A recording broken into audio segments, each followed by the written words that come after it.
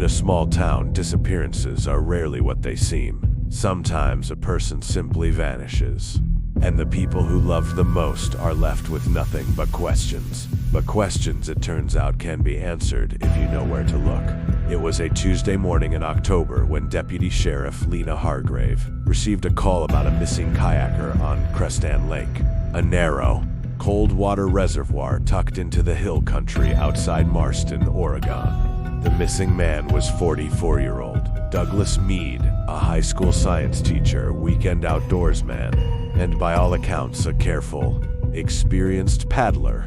His wife, Carla Mead, had reported him missing after he failed to return from a solo kayaking trip the previous evening. She told deputies she hadn't been alarmed at first. Douglas often stayed out past dark, but by midnight she said she knew something was wrong.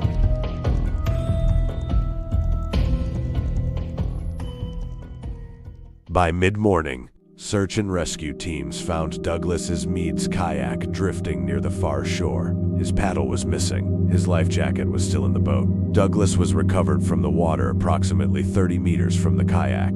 He was pronounced dead at the scene. The initial assessment was straightforward. A man goes out alone, loses his footing, falls into 40-degree water. Hypothermia does the rest. The county medical examiner, Dr. Philip Tarrant, prepared to rule the death an accidental drowning, and that might have been the end of it. But during the external examination, Dr. Tarrant noticed something. A small contusion, barely 2 centimeters wide, located just behind Douglas Mead's left ear. In a drowning victim, minor injuries are common. Rocks, current contact with the boat, any of these could explain a bruise. But the shape of this one was unusual. It was too uniform, too precise, not the ragged edge you'd expect from an accidental impact. Dr. Tarrant ordered a full autopsy. Toxicology results came back 6 days later. Douglas Mead's blood contained a measurable concentration of a sedative compound, specifically a benzodiazepine consistent with a common prescription sleep medication. The level wasn't lethal on its own, but combined with cold water and physical exertion, it would have significantly impaired his coordination and reaction time. Douglas Mead, investigators now believed, had entered that water at a serious disadvantage. Detectives returned to the kayak. This time, the forensic team processed it more carefully.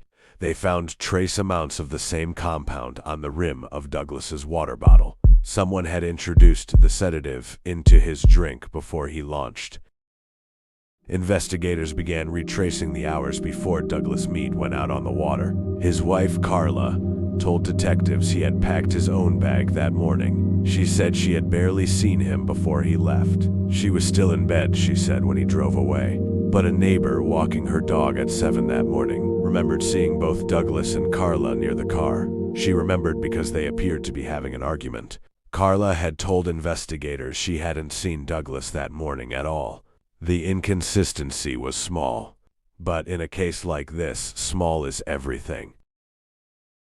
A search of pharmacy records revealed that Carla Mead had a valid prescription for the exact benzodiazepine found in Douglas's system. She had refilled it 10 days before his death. Her remaining pill count was significantly lower than expected. Detectives also recovered the missing paddle. It had washed ashore 2 days after Douglas was found. Forensic examination revealed a small transfer of material near the blade, a synthetic rubber compound consistent with a specific brand of waterproof glove. A pair of gloves matching that compound was found in the trunk of Carla Mead's car. During a consensual search, investigators sent both samples to the Oregon State Police Crime Lab. The chemical composition was a match. As the evidence accumulated, detectives began looking more closely at the Meads' financial situation. Douglas Mead carried a life insurance policy worth $400,000. Carla was the sole beneficiary. Court records also revealed the couple had filed for bankruptcy protection 18 months earlier. Their home was in foreclosure. Their joint savings account held less than $900. Carla Mead had not reported a crisis. She had planned a solution.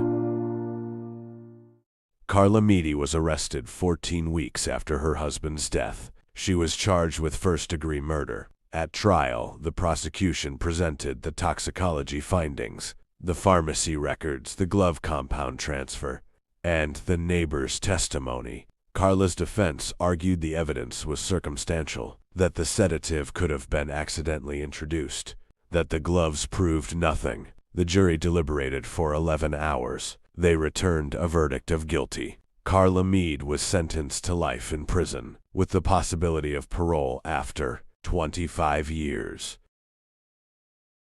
Douglas Mead went out on the water that October morning believing it was just another quiet day. He couldn't have known what had already been done, but the evidence he left behind, in a water bottle on a paddle blade, in his own blood, told the story he never got the chance to tell himself. In the end, it wasn't a detective who solved this case. It was science, patient, precise, and impossible to argue with.